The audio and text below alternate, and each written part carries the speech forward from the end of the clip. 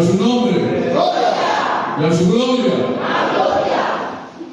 Bueno, como decíamos ayer, nos visita un siervo que se llama Rufino. Y es el pastor de la Granada. Y es un hombre de Dios. Lleva 3 años, lleva ya, ¿no? Eso porque tiene frutos. Y es bueno. Que Dios le bendiga.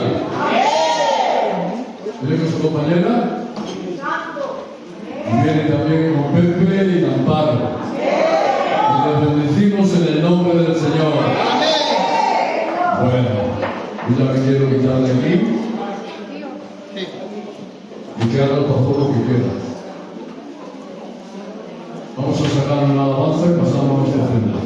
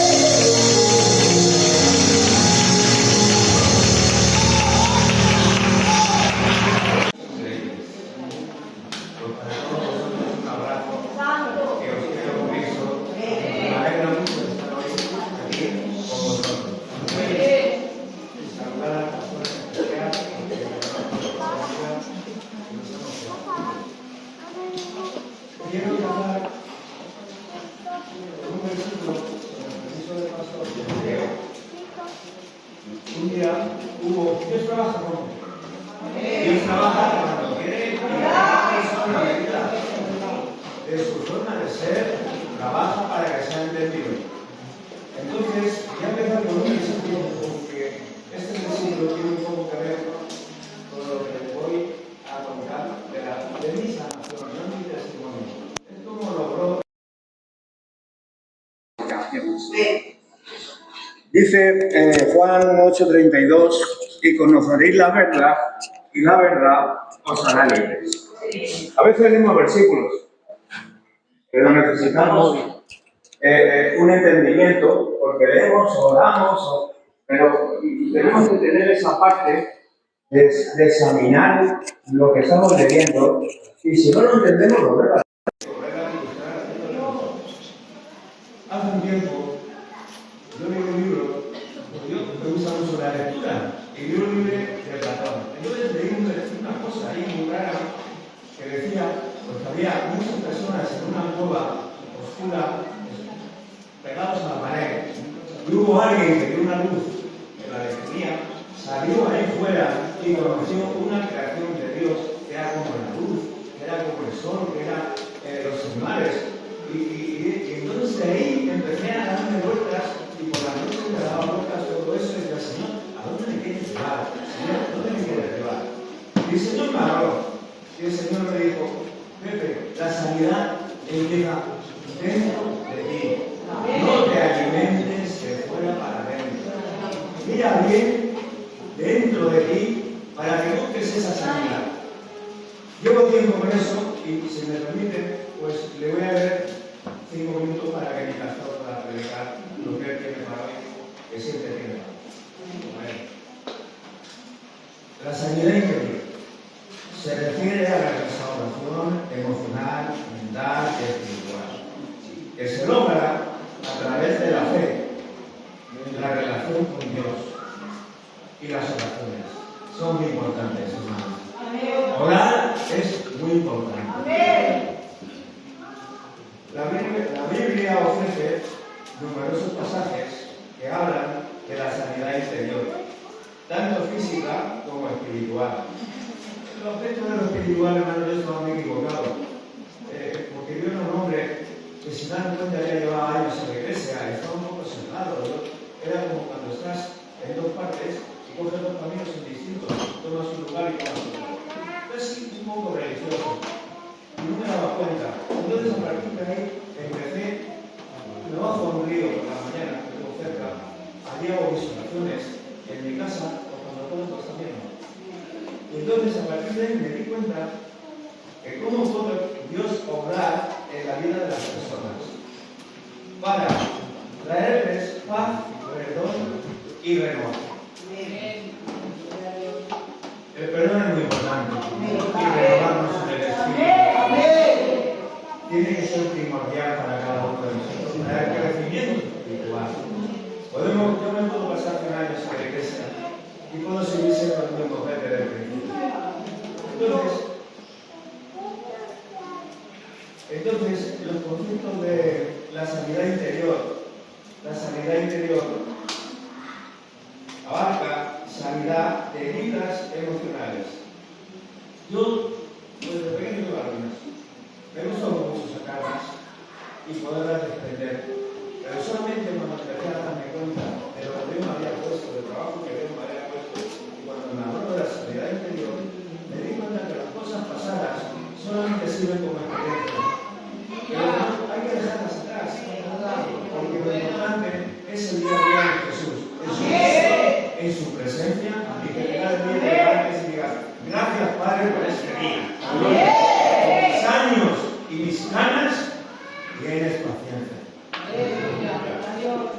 Entonces, la sanidad abarca heridas emocionales, liberación, también de liberar de sus cosas, de ataduras espirituales y sobre todo las materiales.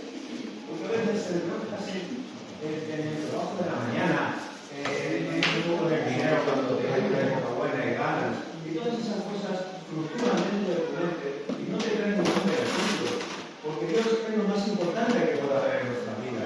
Dios es el que verdaderamente nos da todas las cosas. La relación como fuente de sanidad a través de la oración, el perdón y el arrepentimiento, tanto de uno mismo como de otro. Significa, pues que si no estamos en el Espíritu, no tenemos capacidades, hermano, el perdón. Hay cosas muy banales, muy superficiales, que no sabemos cómo, pero nos falta el Espíritu. No estamos plenamente en el Espíritu, en la oración, y entonces cualquier cosa es insignificante, cualquier cosa que no se le haga tendencia, no sabes cómo.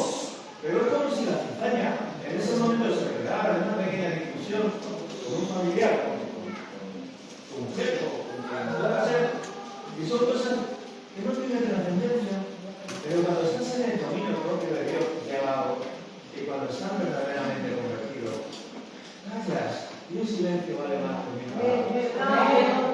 Cuando se perdona, se tiene que perdonar de corazón. Amén. Amén. Bien. Si no lo haces así, no te vale. Puedo hablar muy bien, puedo portarme aparentemente bien, pero mi interior tiene que estar bien. El Espíritu Santo está en nosotros, por nosotros y en cada uno de nosotros. Es quien nos guía. Dejémosle trabajar para creer en nosotros. Y por último, liberarse de las amarguras, del rencor, a través de la renovación del Espíritu, que es lo que quería decir. Quiero decir un par de versículos, porque siempre que estuvo y digo algún pensamiento, pues siempre me gusta apoyarme en un versículo. Y les voy a leer un versículo parte del versículo 147, 3, que dice: Él sana a los quebrantados y venga sus heridas. Amén. Jeremías 30, 26. Mas yo haré venir sanidad para ti y fe y sanarás tus heridas, dice Jehová. Y el versículo que he comenzado dice: y conoceréis la verdad y la verdad os hará. La verdad no la da Dios. La verdad no es mía, ni aquel ni el otro. La verdad la tiene Dios. Y tenemos que ser pacientes, tenemos que ser obedientes, tenemos que tener amor, y tenemos que tener perdón, y tenemos que ver las cosas de una manera espiritual.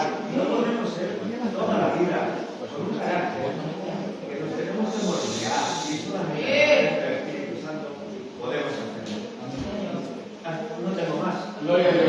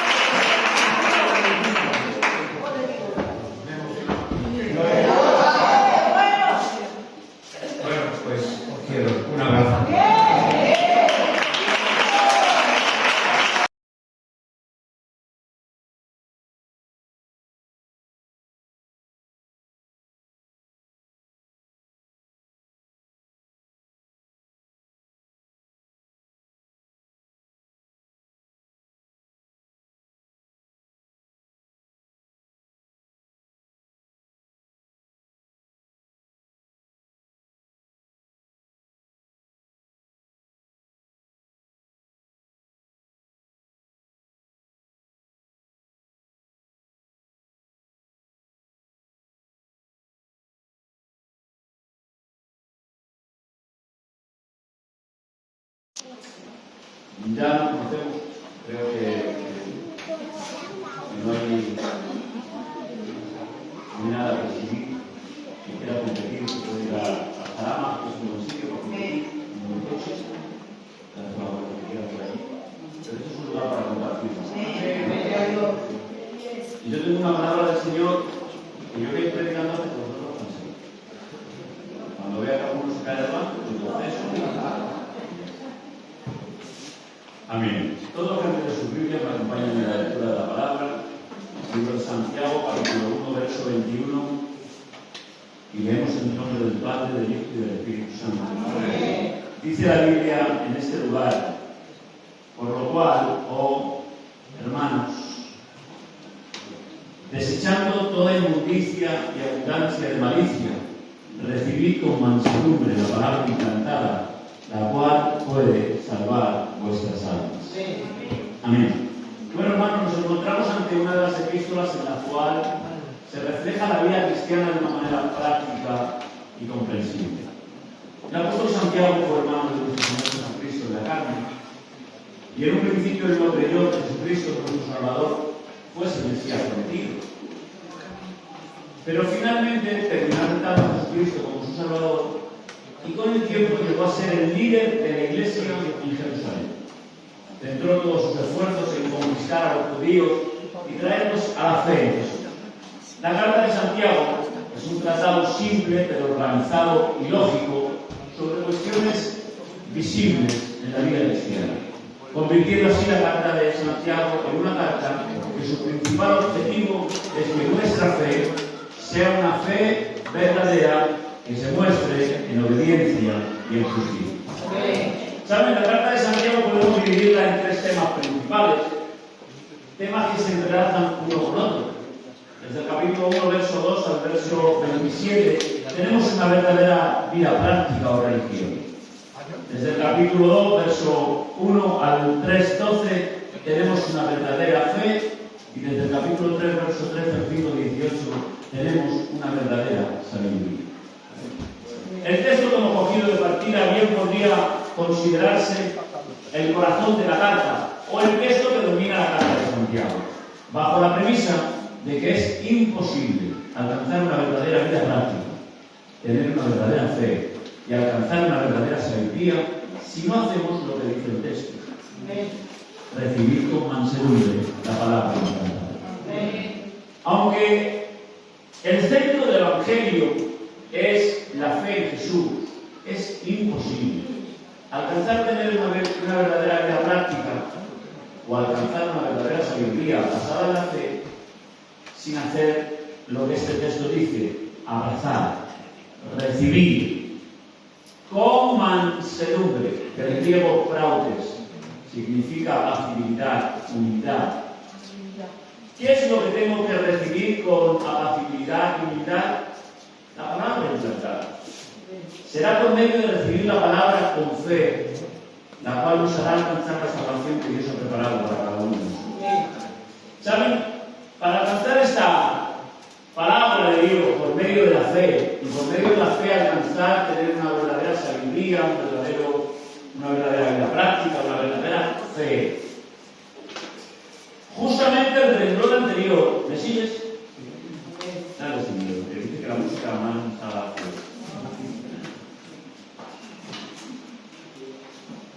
El texto justamente anterior a este, yo voy a ir despacio, ¿vale? Ya os he dicho que voy a predicar de algo así despacio, a lo que sigue no me voy. Pero mientras, venga. El texto anterior al que hemos tomado, recibir la palabra de Dios con mansedumbre, dice: desechando pues toda inmundicia. Amén. Esto se considera en la iglesia toda clase de impurezas, ya sea mental, física o espiritual. También tenemos que ir desechando toda clase de inmundicia o de maldad. Esto, querida iglesia, puede considerarse por pecados propios que afectan a otros, por resquicios de la antigua vida que se quedan todavía a vivir con nosotros. Todo esto desemboca en un mal grande. Santiago no está hablando de cantidad de mal, está hablando del carácter tan malo que tiene el mal. ¿Sabe, querida iglesia? El sentido del texto está claro. Para que usted y yo podamos recibir la palabra, la verdad de Dios, tenemos que estar moralmente limpios. Desechando toda inmundicia, toda abundancia de malicia. Ahora sí, recibid con mansedumbre la palabra. ¿Sabe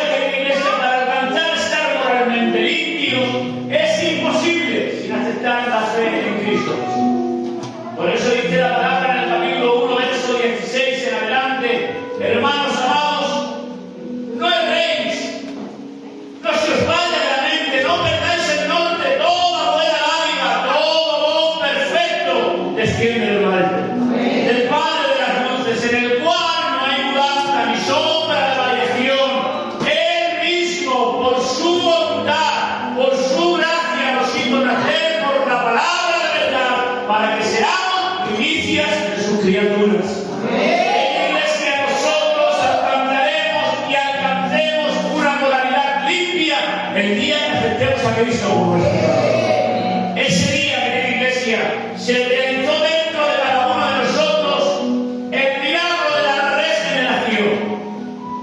Milagrosa e instantáneamente nacimos de nuevo. Y fue justamente ahí cuando se nos dio la facultad de poder recibir la palabra encantada con mansedumbre. Querida iglesia, fue ahí cuando se nos limpió de nuestra inmundicia, se nos declaró limpio por la sangre de Cristo. Fue justamente ahí cuando aceptemos a Cristo que nuestra maldad fue perdonada. Y sabe, querida iglesia, como un niño pequeño cuando nace su madre lo alimenta, le da de comer, le da cuidado para que ese niño crezca de una manera normal y sana. De esa misma manera, cuando usted vino al Evangelio y aceptó a Cristo como el Salvador de su vida, Cristo le ha ido alimentando y cuidando por medio de su palabra. Pero sabe, querida iglesia,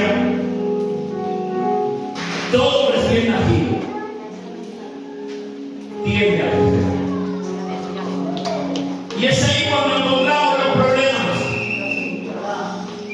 Porque sabes, querida iglesia, hay hijos que recibieron una educación exquisita, una moralidad perfecta, una decencia inigualable, pero hemos podido comprobar, querida iglesia, como dos hombres nacidos en la misma casa, uno decide seguir la fe que se le transmitió a Abel, el otro va a ir por el contrario sin un rumbo totalmente distinto del que le enseñaron.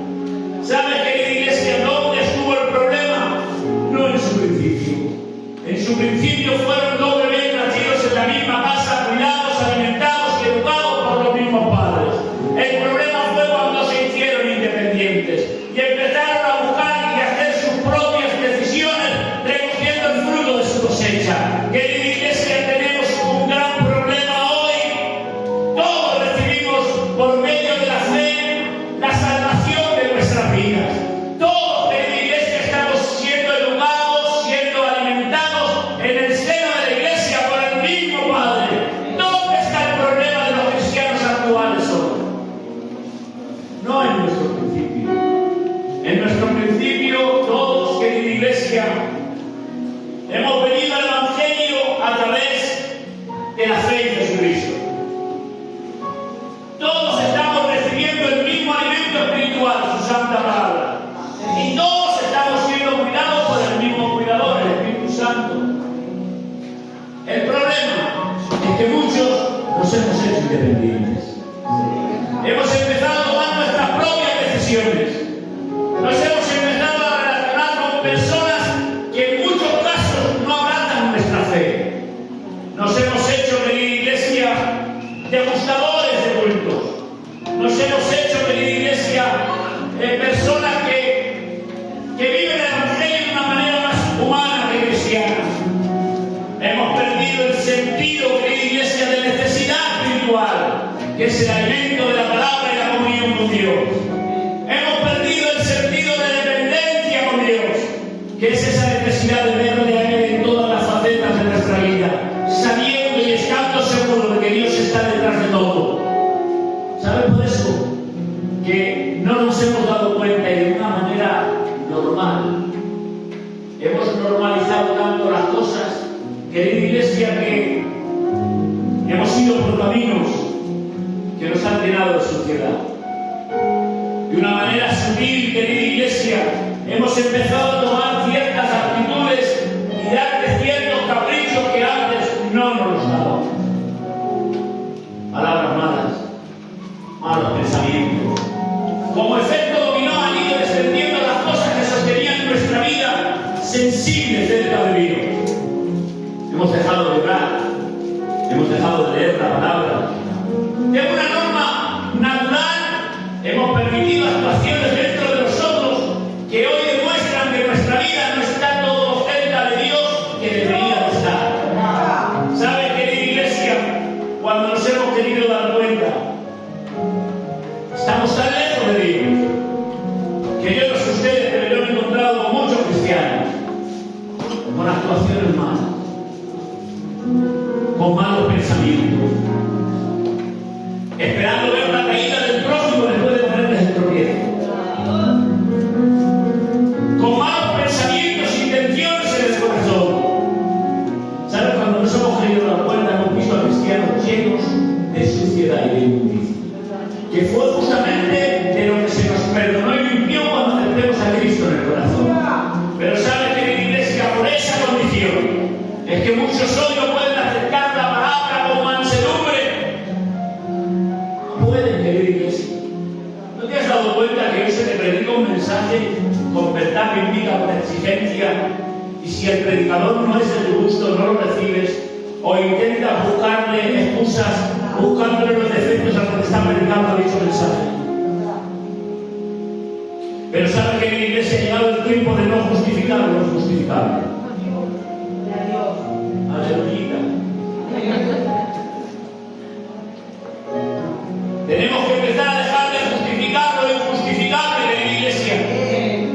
Debemos ya de dejar de argumentar nuestro fracaso espiritual. Debemos buscar de tres pies al gato, querida iglesia. Nadie es más culpable que yo de mi descenso espiritual. Te voy a decir una verdad: mi falta de sensibilidad en el espíritu está en mi poca relación con Dios en oración. Mi falta de potencia espiritual radica en que no tengo alimento de la palabra, querida iglesia. Deja de argumentar, hoy ha llegado el tiempo de coger nuestros pensamientos que gobiernan nuestra manera de vivir y echarlos fuera de nosotros. Por encima de nosotros hay una palabra que radica y ejerce dentro de nuestra vida como la norma de conducta de cada cristiano. Ha llegado el tiempo que la palabra sea tu patrón, tu manera de vivir, tu forma de formar la vida. Ha llegado el tiempo, querida iglesia, que no vivas de otra manera que no sea por la palabra de Dios. Esto es así, querida iglesia. Si después de hacer un examen yo, después de mirar hacia dentro de mí, considero que hay cosas en mi vida que me están haciendo hacerme independiente, un evangelio a mi manera y a mi forma, no me queda otra que volverme a Cristo y arrepentirme de corazón y pedirle perdón clamándole misericordia. De manera que Cristo, que como al principio se nos dio una moralidad limpia, hoy por el clamor pidiendo perdón Dios vuelva a limpiar nuestra mente. Y ahora sí, con una limpia conciencia, podamos al cantar pertenecer a ese grupo de personas que aceptan la palabra con humildad. Amén. Eso me hará vivir una verdadera vida cristiana. ¿Cómo sé si estoy viviendo una verdadera vida cristiana? Bueno, Santiago nos muestra que hay dos características principales que nos ayudan a vivir una verdadera vida cristiana, un verdadero evangelio. Capítulo 1, verso 2 al 4 y verso 12 dice: hermanos míos, tened por sumo gozo cuando seáis en diversas pruebas, sabiendo que la prueba de vuestra fe produce paciencia, mas tenga la paciencia su obra completa, para que seáis perfectos y cabales sin falta de ninguno. Verso 12 dice la Biblia: allí bienaventurado el varón que soporta la tentación, porque cuando haya resistido la prueba, recibirá la corona que Dios ha depositado en ellos que le aman. ¿Sabes, querida iglesia? La verdadera vida cristiana se considera también una vida cristiana que permanece resistiendo con paciencia. ¿Sabes? El evangelio verdadero, querida iglesia, la verdadera vida cristiana es aquella que se sujeta a los principios de Dios, aunque vayan en contra de mis intereses, aunque no los entiendan, aunque me toque verdad de lo mío. Sí, que mi iglesia, la verdadera vida cristiana es aquella que se sujeta con paciencia en medio de la prueba, resistiendo con fe hasta que Cristo venga y alcance de él la corona que Dios ha prometido a los que le aman. Si se dan cuenta, resistir con paciencia es aguantar con fe. Y esto no es para un rato, esto no es por temporadas, tiene el sentido de aguantar con firmeza hasta que Cristo venga. Porque le voy a decir la verdad, esta tarde habrá días de bonanza. Habrá días donde haya salud, libertad, donde abras la nevera y tengas Petit Suisse, y tengas natillas Danone, y tengas en tu remesa allí encima de la encimera un jamón, aunque no sea 5J. Pero te voy a decir una verdad, vendrán días de luchas, de guerras, de tribulaciones, de pruebas. Y es ahí en la iglesia donde se muestran los verdaderos cristianos. Es ahí donde se muestra de qué material estamos hechos. Los cristianos tenemos la capacidad de florecer en desiertos, de aguantar en mitad de la crisis, de pedir a Dios evitar un problema sin que nuestra fe varíe dependiendo de la respuesta de Dios.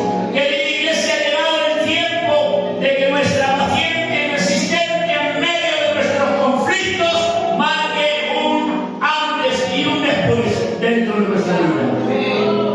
Porque saben que en la iglesia, en mitad de estas pruebas se muestra también un verdadero caminar en el Evangelio. San Pablo era un tío que a mí me encanta. Y estando preso por predicar, no por robar a nadie, no por meterse en la guardia, no por predicar, vamos, lo meten preso. Y estando preso, escribe en el libro de Filipenses, capítulo 1, verso 19, y dice: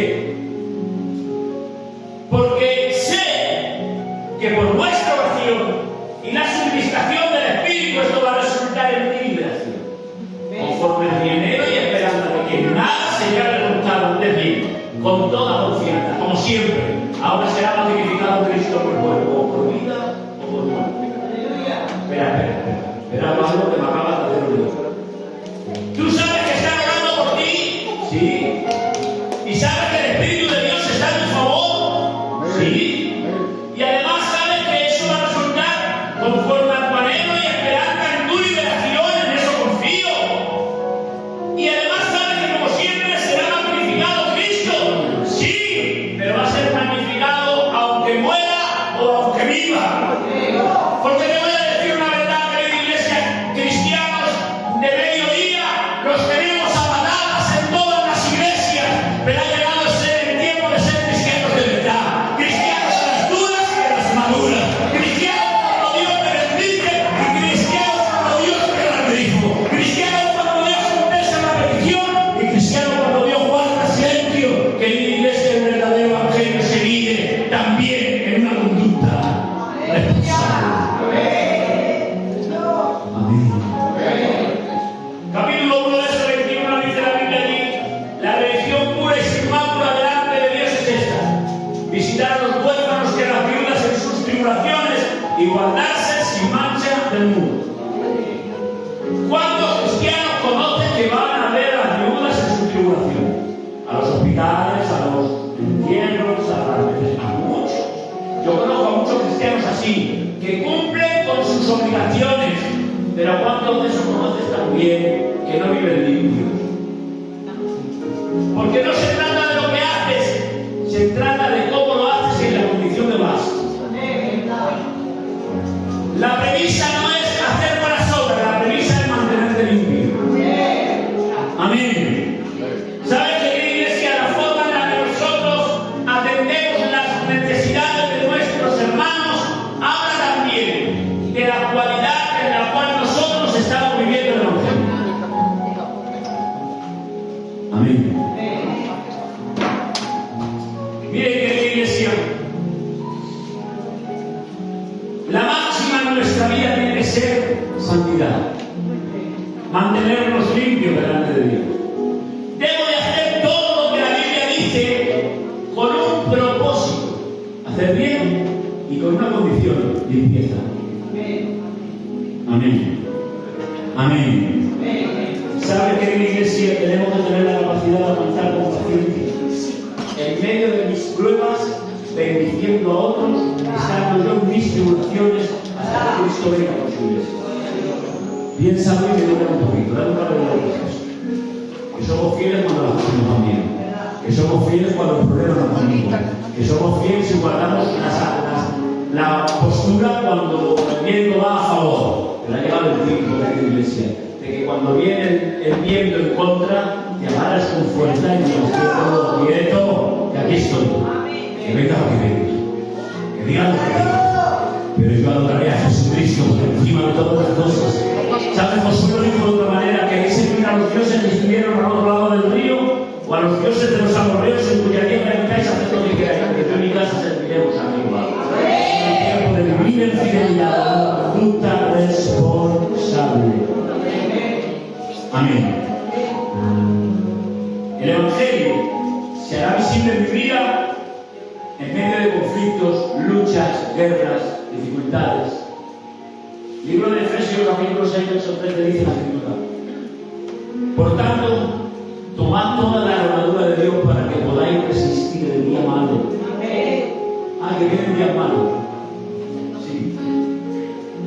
Yo que soy un predicador de los que ponen los pies en el suelo. Te elevo la mente al cielo, pero los pies los pongo en el suelo. No te preocupes, no te voy a predicar un mensaje ficticio. No te voy a predicar ese mensaje: ven a Cristo, que todos los problemas se han perdonado. Ven a Cristo, que ya no te hará falta dinero, no vas a tener nunca. No, ese evangelio no es verdad. El evangelio de verdad es creer a Dios a pesar de todos tus problemas. Gloria a su nombre. Por lo tanto, toma toda la armadura de Dios para que puedas resistir el día malo. Y que habiendo acabado todo, esté firme. Amén. Porque no se trata de ir, iglesia, de pasar por las pruebas, se trata de pasar por las pruebas permaneciendo firme.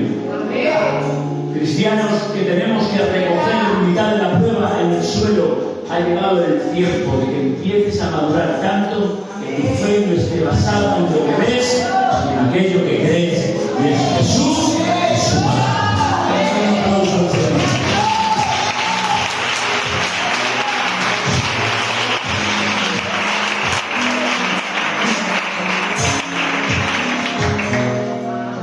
¿Cómo respondemos? Voy a terminar este punto y por mi mamá la Julia, que nos casa. Mi madre se llama Julia. Ya la conocéis. Pero voy a terminar este punto porque si no, puedo tener aquí mucho rato y nos va a echar maldiciones a voy a terminar este punto y os dejo. ¿Cómo respondemos, hermano, cuando se meten conmigo o con los míos? ¿Cómo respondo? ¿Respondo como un cristiano? Llevo mis sentimientos que han sido unidos a la presencia de Dios, pidiendo a Dios en oración que me ayude a perdonar, manteniéndome limpio y en orden delante de Dios. ¿O le doy rienda suelta a mi manera de ser y respondo como respondería cualquiera?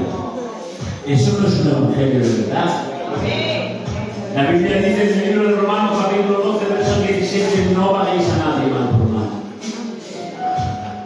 sino procurar lo bueno con todos los hombres. Si es posible, cuando dependa de vosotros, estar en paz con todos. No os vengáis vosotros mismos, amados míos, sino dejar lugar a la ira de Dios, porque escrito está: mía es la venganza, yo pagaré. Por lo tanto, si tu enemigo tiene hambre, le das un bocadillo de jamón, le echas aceite, un poquito de tomate y le traes una Coca-Cola. Si quieres ser de responder a agua de esta de vosotros, baja el dinero. Porque haciendo esto, aguas de fuego montonas sobre su cabeza. No deis lugar a la ira, no pequéis vosotros mismos, dice el Señor, sino dejad lugar a la ira de Dios. Yo pagaré.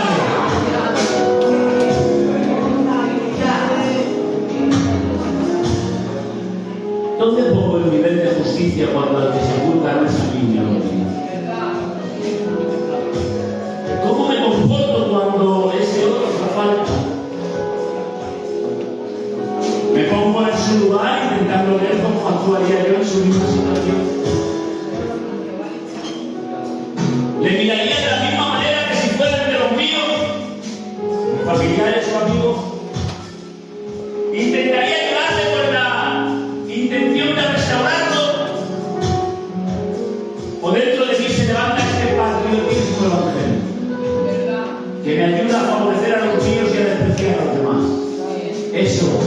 tampoco es un evangelio. La Biblia dice, querida iglesia, que Dios no hace acepción de personas. Y que el libro de los Hechos, capítulo 12, verso 34, Pedro abriendo la boca dijo, ahora comprendo que Dios no hace acepción de personas. Romanos capítulo 2, verso 11, no hay acepción de personas para con Dios. Libro de Efesios capítulo 6, verso 9, dice la escritura, y vosotros amos, haced lo mismo con ellos, sabiendo que el Señor de ellos está en los cielos, el cual no hace acepción de personas. Gálatas capítulo 2, verso 6, lo que hayan sido en otro tiempo, nada me importa. Dios no hace acepción de personas. Él dice, si Dios no hace acepción de personas, y te perdonó a ti y a mí, aun cuando todos merecíamos el infierno, ¿quién somos nosotros para tener diferentes varas de medida? Ha llegado el tiempo de hacer las cosas como Dios quiere.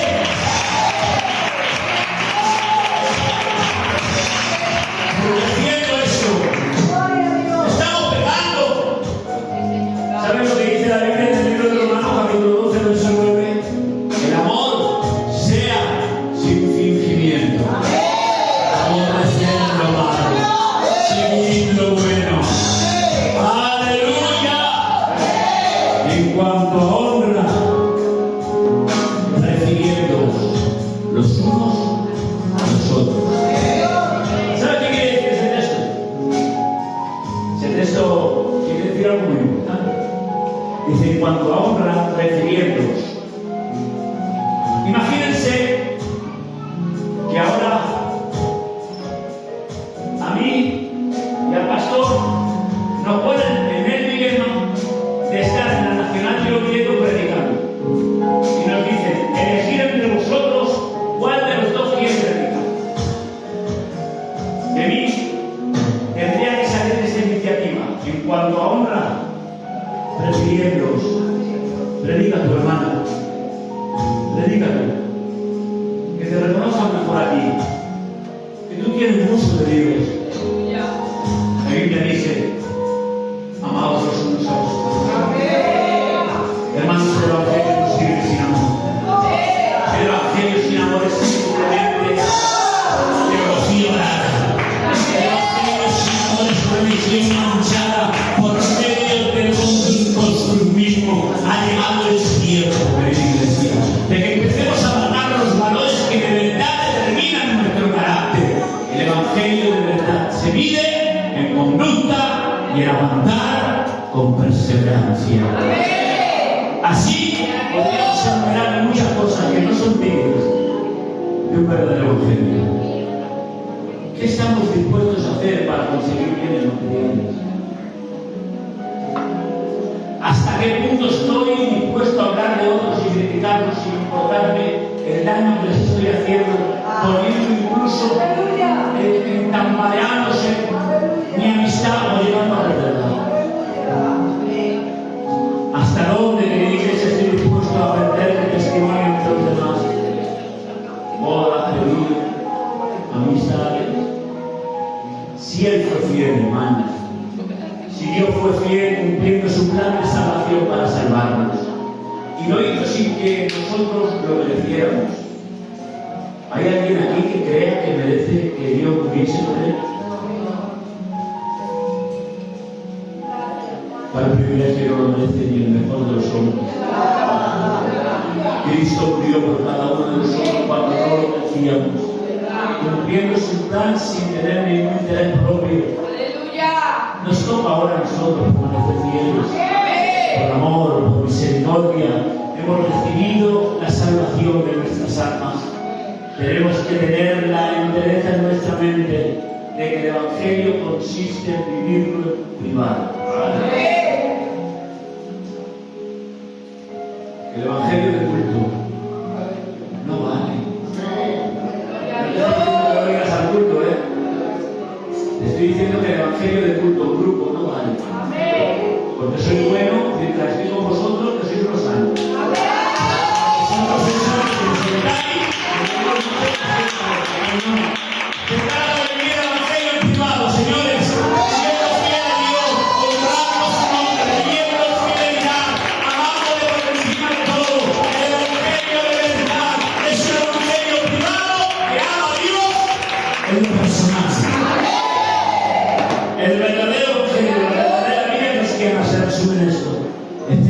paciencia en la venida del Señor, mantente limpio delante de Él, vive el Evangelio de manera personal, resiste con paciencia hasta que Cristo venga por su iglesia. Te he dicho que dejaba este puño y que daría los dos y a la conclusión del mensaje, y no me vais a contar, lo veo en vuestra mente. Entonces, son las 10 menos cuarto, yo entiendo que está bien. Pero bueno, ya tendremos oportunidad con los dedos. Amén, amén, amén. Pero el Evangelio se tiene que vivir de verdad. La vida cristiana de verdad, una fe de verdad, una sabiduría. Hermanos, no podemos ser cristianos en serio. Tenemos que ser cristianos en serio. Cristianos en serie son todos iguales. Una cadena de mentamientos. Rubios, con ojos azules. Hombre, a mí si me diesen a elegir me gustaría de 1,80 m. Sí, ¿Sos cristianos? No son de verdad. Cada uno de vosotros sois distintos. Cada uno tenéis vuestros problemas y vuestras dificultades. Cada uno de vosotros tenéis vuestra manera de vivir y de ver las cosas. Y Dios trata con cada uno de vosotros de manera personal. Porque no lo enviamos por sorpresa. Así que vive el Evangelio en serio, ten una fe de verdad y alcanza esta sabiduría que te habla el libro de Santiago. Cuando lees a casa lo lees. Son 6 capítulos, que lo lees en un cuarto de hora, es decir, que en una hora lo leo 4 veces. Léelo, que tienes una vida para poder reflejarte en el nombre de Jesús.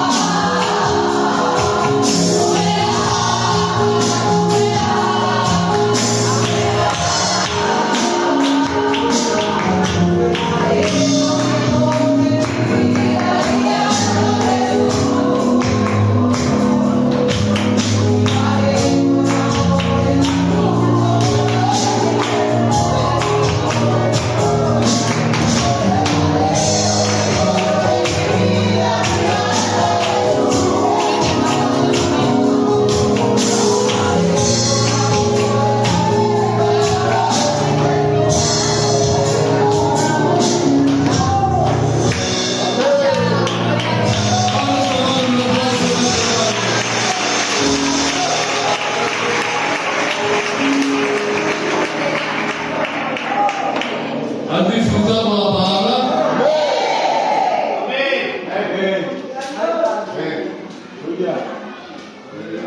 ¿Sabéis que yo nunca digo nada sobre la palabra?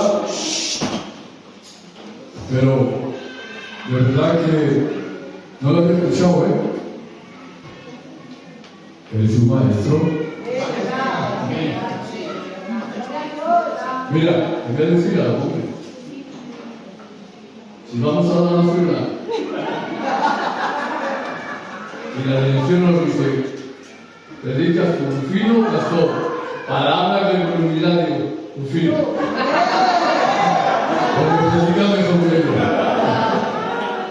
Que Dios bendiga a tu filho y a su compañera.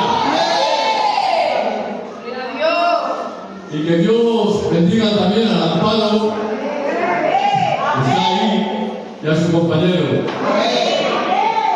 Que lo conocemos de siempre. Que Dios bendiga este matrimonio, ha bendecido en el nombre del Señor. ¿Cuántos han salido de la ofrenda? 85 euros para la gloria del Señor.